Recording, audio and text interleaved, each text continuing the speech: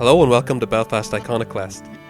In this episode, I'm going to be talking to Jason Brannigan from Just Books about a much overlooked anniversary, that of Belfast's first ever bomb.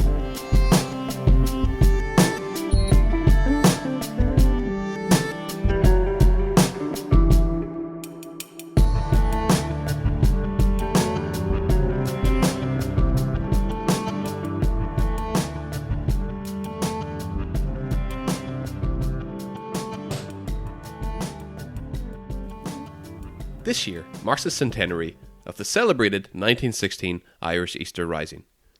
But what's less well known is that this is also the 200th anniversary of Belfast's first ever bomb and the subsequent execution of the men who used it. I spoke to Jason Brannigan, part of the collective down at Just Books' Radical Political Bookstore. Jason's been doing some research on this part of Belfast's exciting history. What you're about to hear is a short interview with Jason, followed by the talk he gave on the topic, including the Q&A afterwards. Jason, why don't you tell me a little bit about what Just Books is? Just Books is a radical bookshop that was set up in 1978 originally by Belfast anarchist group. It's always been run as a collective. For a period in its history, it was a feminist collective. We reopened here, on May Day. These days, it's basically run by Belfast Solfed, who are an anarcho-syndicalist group based locally and as part of a wider federation of anarcho-syndicalist groups across these islands. Let's say Just Books first opened in 1978. It's had a bookshop, a cafe, print workshop. It aimed to be more than just a bookshop. The main idea was spreading radical and anarchist ideas. We still see a place for that today, hence the reopening. The Smithfield premises closed in 94, but between then and now we've done stalls at different events. We did regular stalls on May Day when it was held in St George's Market. We've done stalls at various book fairs, grassroots gatherings, events like that. And we have shared premises in the intervening years with different organisations. As I understand it, the previous location on Wine Tavern Street was really, really popular. What's the popularity of Just Books in its new location? Do many people know about it? Do you get a lot of the old crowd coming in? We've only been open a few months, really. We are getting people in. An unexpected amount of people that were aware of the old premises and the old Just Books, who have come in and chatted a lot about the old place. We're also getting new people in. We're attracting more people in through actual events than we have in terms of pass and trade or footfall. We're not in a great position for pass and trade. We're not a shop front sort of premises, and we're also in a little bit of Berry Street that's right in the middle of the city centre, which sounds great, but it's sort of hidden right in the middle of the city centre. A lot of people get lost outside Madden's because that's the other end of Berry Street. We're actually at the Royal Avenue end of Berry Street between Castle Court and H&M. So it's easier to get in that way. And we're above a beauty salon. There are currently 2 huge pride flags flying from the front of the building. What sort of events have you got coming up? On Friday, we have a culture night event. We're going to have vegan food, some information on veganism. The theme of culture night this year is food. So we're tying in food for thought and food for your belly. There'll be a talk on anarchism and veganism as well. Later on in the month, every Thursday, except for the last Thursday of the month, we have various movies on that are on about 6:30 on a Thursday, the exact details of which can be checked out on our Facebook page. Next month, we have a major event coming up between here and the Black Box, which is the 9th Belfast Anarchist Book Fair. So, again, on the Friday, we'll be showing Year of the Beaver about the Grunwick strike. There'll be a wee talk around that. On the Saturday, it's the main book fair itself. There'll be a number of stalls from the likes of Active Distribution, AK Press, PM Press, Solidarity Federation, Work Solidarity Movement. Where is the book fair? Where is it taking place? Up here in Just Books? No, the book fair itself, the main event, is from 11:30 to 5 in the Black Box in Hill Street in the city centre. And there'll be talks and stalls at that. Is it just a one-day event? Again, that's the main day, but as I said, there's a movie on the night before, there's a discussion at that, and on the Sunday there'll be an informal information day about Solidarity Federation from about lunchtime in Berry Street again. I then asked Jason specifically about Belfast's first bomb and his interest in the topic. The talk was given on the bicentenary of a hanging of two men as a result of their arrest for involvement in the planting of Belfast's first bomb in February 1816. Now, this isn't just the story of a bomb.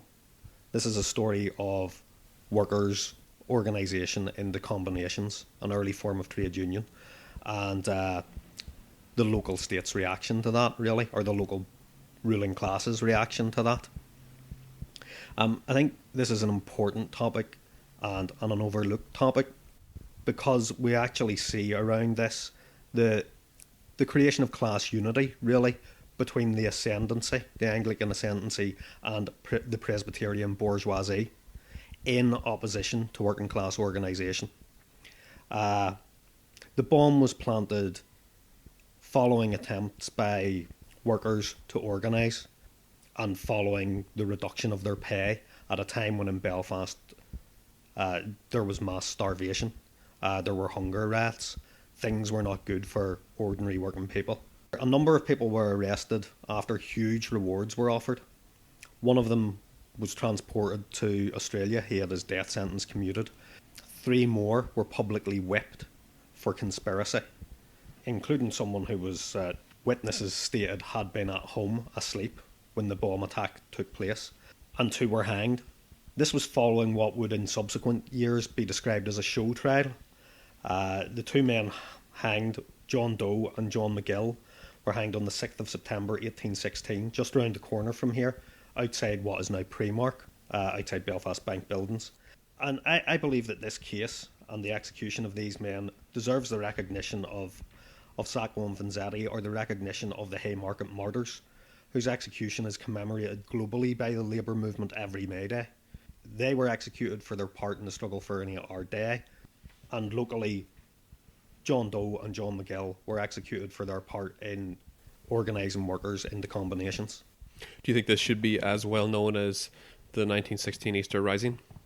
I actually think it's more significant from a working class perspective than the 1916 Easter Rising, because, well, it occurred in Belfast. It may not have had the level of support of the Rising, but it shows us early working class formations and class unity in opposition to the bosses. I would argue that if we promote a legacy based on that, it could be a much more positive legacy than the more divisive legacy of 1916. Will you be trying to make this information more widely known? Because I don't think many people, certainly many people that I've spoken to, knew about this history of Belfast. No, and it's not a history that fits with the sort of dual narrative of Irish history. You know, the unionist and nationalist, or imperialist and anti-colonial sort of view of history we have. This is a history that speaks to working class self-organisation against the ruling class. It's also a history that I think is important because it turns on its head some of the ideas, or potentially turns on its head some of the ideas about those who had previously been involved in the United Irish Rising becoming accommodated to or supportive of the Act of Union by the mid 1800s. I mean, it actually shows that, you know, at least the moneyed end of the Presbyterian population, many of whom were involved in the United Irishmen, end up siding with the Act of Union because it defends their class interests against predominantly Presbyterian people of no property who are organising against them. And yes, we do think that this information should be more readily available. We're hoping before the end of the year to have a more in-depth pamphlet put together and available from Just Books and hopefully other places. You seem to be fairly well versed in the topic. Where did you get your information from? There are a couple of there's a paper on it and a chapter on it by Kirby Miller, and there was earlier stuff that I had seen that I've lost track of. But I'm generally aware of the period in time in Belfast and the North East and Ireland's history, because it's an area I studied. Now, my knowledge of this, I would say, isn't particularly in depth. There's not an awful lot of material on this particular subject, but it is one that I think can be quite easily further researched. Is this something that you will be further researching? Yeah, as I said, we're hoping to put a pamphlet out. We will put more research into it before publication. That's the end of the interview. What follows next is Jason's talk at Just Books on this topic. I'm Jason Brannigan, member of Belfast Solfed. We're involved in running this centre and bookshop. I'm talking a bit about, well, I'd say a sort of hidden piece of Belfast's history. 200 years ago today was Belfast's last public execution. It wasn't its last execution, it was the last public one. And it was carried out right round the corner from here at the front of the bank buildings, which is Primark. We had a situation where conditions for working people in 1816 were dire. Poverty and hunger was rife, while industrialists, merchants and landlords continued to profit. So, pretty much the same old story, really. I suppose in modern terms you'd be saying there was austerity or a recession on. The reason, or going back to the incident that got people hanged on this day in 1816, was that at 3 a.m. on the 20th of February, at the home of one of East Ulster's most prominent manufacturers and merchants, apparently also one of the most despised, Francis Johnson's home was attacked. He was a staunch opponent of combinations. Combinations is a word used to describe early unions. Would have been artisanal, mostly, so weavers, printers, people with those sorts of trades would have started to come together in combinations. Johnson had recently driven down the wages of his workers, and it was that attack on wages that first prompted his employees to unionise. His response to that led to 2 previous arson attacks on his house. So he already had steel shutters over his front door and windows when the attack took place. And there was actually a wee bit of a gun battle between Johnson, possibly 1 or 2 employees of Johnson, firing from an upper window in the house at a group of men who were firing back at him. But the gunfire from this group was just to distract them from the fact that there was another group prizing off one of the steel shutters.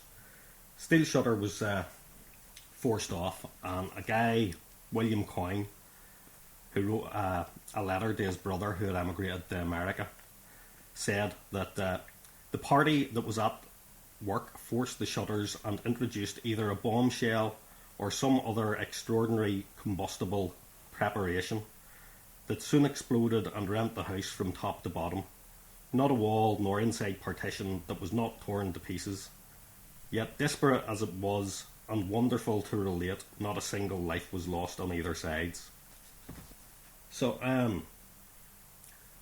after the bombing took place, Belfast's leading citizens, according to the newsletter, both Anglican and Presbyterian, mobilised immediately.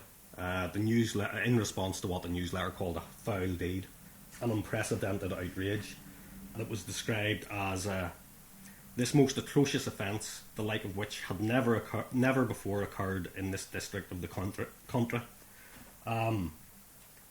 This is 1816, so the newsletter obviously had a very short memory in terms of the clampdown and state-organised terror in the wake of the United Irish Rising.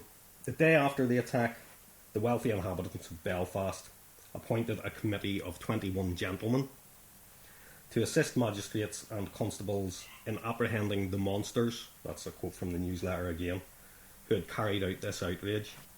Rewards of £2,000 for information leading to prosecution were put up by these 21 gentlemen and friends of theirs in Dublin. £500 was offered for private information, and pardons were promised. Well, pardons were basically promised for touts. By May, these rewards proved effective. The first person arrested was a William Gray. He was a muslin weaver from Ballymacarrat, turned what I suppose the Yanks would call state's evidence. By the 5th of July, John Doe, John McGee, Joseph Madden, James Dixon and James Park were all arrested. All of these were cotton weavers from Belfast or North Down. Following their arrest, their trial was set for the 12th of August, and it was held in Carrickfergus. Basically, by today's standards, by today's standards, it would have been referred to as a show trial. It was a day-long trial, took place on August the 12th, and the prosecutors and the judge were concerned with not just condemning the men before them, but with combinations themselves. They wanted to condemn their ruinous conspiracies and the evil system of combinations. The prosecution opened with eulogies to Ulster's cotton industry, both patriotic and economic. The cotton industry was great. And this is patriotic in terms of the Act of Union and this relatively new union between Ireland, England, Scotland and Wales. The benefits of the Act of Union were also described in great detail, and dire warnings were given about the safety of Belfast citizens and, more importantly, property rights if the men before the court weren't convicted and duly punished. Their actions were compared to the savagery of the tomahawk and the scalping knife and the bloody scenes of the terror during the French Revolution. A wee bit of casual racism in there for good measure. Even though the defence discredited Gray's testimony, he had a record of being a petty thief, possibly not that uncommon given the amount of poverty in and around Belfast at the time. They also argued that he was doing it for reward money and had the benefit of a pardon. More importantly, they demanded acquittal of the defendants on the grounds that by law at the time, nobody could be convicted on the testimony of a single informant. Of course, when it comes to the law being applied to the poor, it can be twisted, and the judge advised the jury that that was not the case. After forceful direction from judge and prosecution, Doe, McGill and Madden were convicted of taking part in the attack. They were sentenced to hang for their malignant and atrocious outrage against a gentleman who was benefiting his country by promoting its manufactures. The hanging was to take place in Belfast for maximum impact. Now, this was premeditated, it was a deliberate decision by the judge. And he said that it was to take place in Belfast, not in Carrickfergus, in order that the example might have a more powerful and lasting effect in deterring others from engaging in such unlawful associations. The other two defendants, Dixon and Parks, were convicted of conspiracy. There was evidence that one of them was lying in bed when the attack took place. So they were convicted to the severest punishment that the judge was allowed to hand out, which was public whipping on the Belfast town scaffold and 18 months in prison. For unknown reasons, Madden's death sentence was commuted by the Lord Lieutenant to transportation for life. So he ended up in Australia. This was in part to overawe the crowds of spectators who turned out to watch the hanging, and in part to send a message to working class inhabitants of the northeast of Ireland at the time, and also due to fears of rescue attempts. Doe and McGill were taken from Carrickfergus Castle to Belfast under heavy military escort. Now in those days they marched people from Carrick to Belfast for hanging. So that heavy military escort leaving Carrick, they were also met by a heavy military detachment when they got to Belfast. So this was a big show for the state. John McGill and John Doe were hanged outside Belfast's bank buildings this day 200 years ago in what was described as an awful spectacle, designed to display the power and the terror of the law in the most impressive manner. That's what led up to the hanging of two men just round the corner from here 200 years ago. There were, by all reports, up to a dozen people involved in the attack on the house. Only 5 were convicted or brought before the courts. 1 touted, so that makes 6. So there's at least another 6 that were never brought to court or apprehended. You said £2,000 reward money. Mm-hmm. Is that in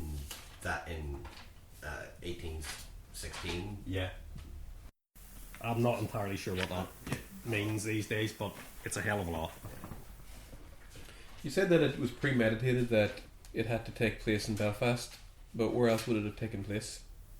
It was usual for hangings to take place in Carrickfergus, so it was exceptional for them to be marched into Belfast and publicly hanged.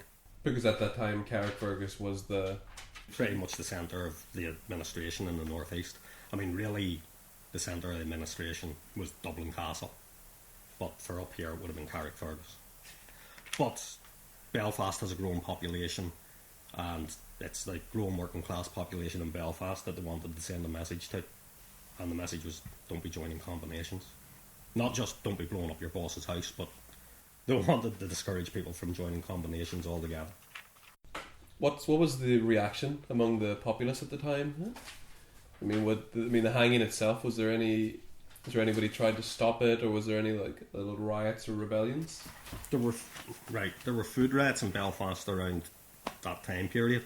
I don't know if there were any riots in relation to the hanging. I'd say that given the military presence at it, there probably wasn't anything happened. I mean, there was obviously a fear that there would be some sort of response, but what effect did the hanging have on the combinations? Did activity decrease, or did they continue to be violence? Right. The short answer is yes, it was pretty effective in stopping the activity of combinations over the next 15 years at least. I mean, by 1830, there are very, very few reports of any bother being caused, even pay disputes or anything happening. Now, Kirby Miller, who's done most of the very scant research there is on this, there's another article by someone whose name I can't remember from a few years ago as well. Yeah, their argument is that this completely over the top sort of trial and example being made of these people did effectively crush the combinations, I suppose, for much of the 1800s, really. Miller also puts forward the argument that it's the emergence of combinations that creates a class unity between the Anglican ascendancy and the already emerged Presbyterian middle and upper middle class. The merchants and industrialists, many of whom who would have been involved in the United Irishmen, see their class interests being threatened by, Miller points out that all of these men, as far as can be ascertained, were from Protestant, like one Anglican, maybe the rest of them were from Presbyterian backgrounds. So he's actually putting forward the argument that it was the attack on the class interests of leading Presbyterians that led to homogenisation of interests between the ascendancy and these wealthy Presbyterian merchants. It was working class organisation that pretty much after the United Irish Rising and all made them recognise that the best place for them to be economically was on side with the ascendancy and the Act of Union. Westminster provided Ireland with stronger anti-combination laws than England, Scotland or Wales, so economically the Union suited them. And this sort of kicks against a lot of the arguments that the likes of Jonathan Barden would put forward, that by the middle of the 1800s Presbyterians are pretty much all Unionists because of economic growth and everything's lovely and all that. It sort of kicks against the sort of narrative that's already established about why Presbyterians became Unionist. It's really wealthy Presbyterians seen that the Union was the best defence of their class interests, hence crushing combinations. Had it not got a strong ethos within the combinations as such? Because I don't think they were going just came out of that, the combinations as such. It was a whole process of creating it, wasn't it? It was a bit of a... Is there any more documentation you can get your hands on? I'm sure there is. Don't have it to hand. But the process where combinations were emerging was, you had industrialisation in Belfast, which also meant deindustrialisation outside Belfast. Basically, workers who were more self-sufficient were being shut down and people were being moved into factory-type conditions. The weavers were coming in from the country because of the merchant situation at that time, because the industrialisation was taking place. Yeah. They had a bit of a radical thinking within them. But they were all coming in. There was this movement of people. There was a massive amount of movement taking place. Well, I think that's what they were afraid of That's as what well, it- that's because what it was. you'd basically Presbyterian people of no property rising up against their Presbyterian bosses. That sort of forces them to take sides of the ascendancy and clamp down on this. Now, there's more that happens after that.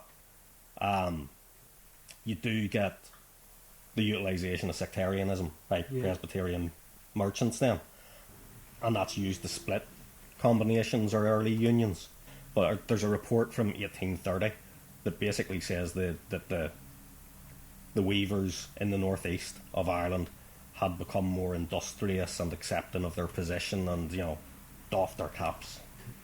The situation changes again when we get into the 1900s, but I do think it was successful in that it stalled what could potentially have been a movement that was based on class that wasn't divided on a sectarian basis. I think that's something that comes late, after the events, once people are sort of cowed with a massive sort of display of force. I mean, there were other disputes that went on. Yeah. They didn't completely disappear, but reports are that by 1830 there wasn't so much bother. The weavers had basically shut up and were putting up with their conditions. And then the expansion of the Orange Order and guarantees of work through the networks that it set up, you get more and more sort of wealthy people going into the order to take advantage of its structure. The thing about this is it shows a moment in history where it didn't have to pan out like that. But I think it's interesting because it sort of upsets certain ideas about how unionist homogeny and the likes of the Unionist Party and that identity with the union was created. Just on the basis that nobody sort of tells these stories. Nobody points out that there was class antagonism. Well, there's always been class antagonism, but there was class antagonism to the extent that the first bomb in Belfast was not sectarian at all. It was chucked into the house of a wealthy employer who was despised. Just Jason, on that sort of time in history, because I know that's 40, 50 years before the disestablishment of the Anglican Church in Ireland. Did Presbyterian workers still have that sort of, this sort of underground sort of working class movement that was always there because of the disestablishment? Was that a factor in it, being treated as sort of second class citizens within the Presbyterian working class at the time? Or I actually think this is just class antagonism. What's interesting about that again is, I'm sure lots of these more wealthy Presbyterians hadn't abandoned, their sort of more sympathetic attitude towards Catholic emancipation. That wasn't the issue. That's not what drove them into an alliance with the ascendancy. It was class interests. On certain other issues, they may well still have been more liberal, but when it came to workers, even workers of their own denomination, causing bother for them, they knew what side they were on there. I think there's a more simplistic sort of view put across that it was just, the act of union coincided with industrialisation and greater wealth in the northeast. I mean, at the very start of it, it also coincided with greater class-based agitation against people who would have probably have been on the same sort of side round about the time of the United Irish Rising. Although the wealthy would have been the people given the orders. Poor weavers were the pikemen. Do you think it was state violence like this, or the rise of Orangism, that led to the end of this period of militancy and class consciousness by 1830? I think Orangism and ribbon men, and I think these sorts of groupings were manipulated to help end this type of militancy. I mean, it's not. I don't think it's a case of without upper class interests going and seeing that as an opportunity to divide things further. Orangism wasn't going to do this on its own, I don't think. And a lot of the early disputes between ribbon men, steel boys, the earlier Orange Order, Peep Day boys, a lot of them were based on economic grievance in the countryside. I think that was manipulated, as the Orange Order was manipulated as well, and used the advantage of what was now a unionist upper and middle class. So I think it sort of comes the other way around. I think that's the argument that Miller's putting forward. I think it's very interesting, and I would like to look at it more. But I mean, I think there's a lot of merit in what he's saying. That's the end of the podcast. Thank you very much for listening. If you want more information about Belfast's first bomb, or you're interested in radical political literature, head on down to Just Books at 22 Berry Street, Belfast. You can also follow Just Books on Facebook and at their website, belfastsolidarity.org. They're open Monday to Saturday from 12 to 6. If you have any questions about the podcast, or if you have any thoughts or opinions, or you'd like to appear on the podcast, you can contact us on our Facebook page, which is at facebook.com/Belfast Iconoclast, or you can send us an email at belfasticonoclast@gmail.com. And of course, you can also follow us on Twitter at BeFastIconoclast. And if you do head to our Facebook page, make sure to give us a like. Thanks again for listening.